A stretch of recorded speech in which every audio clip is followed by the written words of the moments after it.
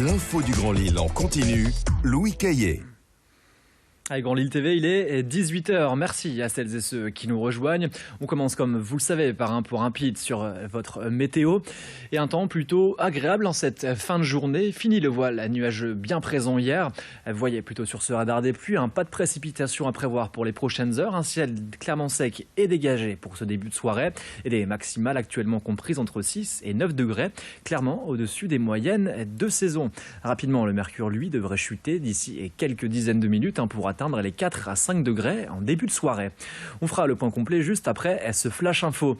Et sur les routes, et globalement, vous circulez difficilement à cette heure-ci, notamment à cause de cet accident qui s'est produit il y a une dizaine de minutes entre la sortie 6 et la sortie 5 sur le périphérique sud dans le sens Dunkerque-Lille. Vous ralentissez sur plusieurs kilomètres sur cet axe, également pour rejoindre Relin dans le sens Lille-Paris depuis Fâche-Tuménil jusqu'à Finlampin. Encore et toujours ces ralentissements depuis Aubourdin jusqu'à Wavrin sur la N41 dans le sens Lille-Lens. Et enfin, cet accident toujours qui entraîne beaucoup de ralentissements sur la N227 à hauteur de Villeneuve-d'Ascq depuis Décathlon Campus jusqu'au Grand Stade. À la une de cette édition, ce coup de pouce pour vous aider dans vos démarches administratives. À Croix, Hélène Durier accompagne et conseille les particuliers dans leurs démarches dans le domaine du médico-social. Et c'est en fait suite à une hospitalisation qu'elle s'est rendue compte de la complexité des démarches pour le retour à la maison, encore plus lourde pour des personnes seules ou dépendantes. Hélène Durier a donc fait le choix d'aider les autres avec son concept d'une tourterelle à la maison. Et elle est en fait un relais entre les organismes, les institutions et les particuliers. Et elle apporte même quelques petits conseils bien utiles. Depuis septembre, elle a lâché son ancien travail dans la publicité pour se concentrer à temps plein à cette nouvelle activité. De prise de rendez-vous, organisation logistique après une hospitalisation ou encore assistance administrative. Voici quelques-unes de ses compétences. Je vous propose d'écouter son témoignage au micro d'Idil Gunaï. On peut se retrouver dans une situation de dépendance à la suite d'une hospitalisation et le retour à domicile peut des fois être compliqué quand la complexité de la prise en charge d'un accompagnement spécifique à domicile ne répond pas à l'instant précis au moment où on rentre. Quand on n'a pas de famille toujours à proximité, d'amis disponibles ou de prestataires déjà mis en place pour pouvoir nous accompagner dans les gestes du quotidien en attendant de faire le relais avec les professionnels, la tourterelle à la maison peut pallier à cette problématique. La livraison de courses, mettre en place une petite organisation à la maison, faire en sorte que le retour se passe dans de meilleures conditions. Et en bref, dans cette édition, le deuxième radar piéton de France débarque à Calais. Dès janvier, ce radar d'un nouveau genre sera mis en place. L'objectif est de vérifier si un automobiliste cède bel et bien le passage à un piéton quand celui-ci traverse dans une zone protégée. Une arrivée annoncée fin novembre par la municipalité. Le dispositif est en fait équipé de caméras qui filmeront toute la scène et permettront ainsi d'identifier les plaques d'immatriculation. Alors, avis aux conducteurs et conductrices, veillez à respecter ces zones puisque le cas échéant, vous risquez une amende de 135 € tout de même et un retrait de 4 points sur votre permis de conduire. À l'approche des fêtes de fin d'année, les contrôles sur les routes pour l'alcoolémie s'intensifient. Et cette semaine encore, un automobiliste a été arrêté sur l'A25 avec 3,12 g d'alcool dans le sang, et alors même qu'il était en train de consommer au volant. Récemment, une enquête pointait du doigt les dangers d'une conduite alcoolisée après une soirée. Et 69% des sondés ont indiqué boire de l'eau ou du café avant de reprendre la route, voire même de conduire plus lentement. Alors sachez que ces techniques sont bel et bien inefficaces. Vincent Vieillard et Alexis Tessier se sont rendus dans les rues de Lille et ont enquêté pour nous. On écoute. Bientôt Noël, les fêtes de fin d'année, leurs repas et des repas parfois trop arrosés. Un tiers des accidents en France en 2015 ont été causés par l'alcool.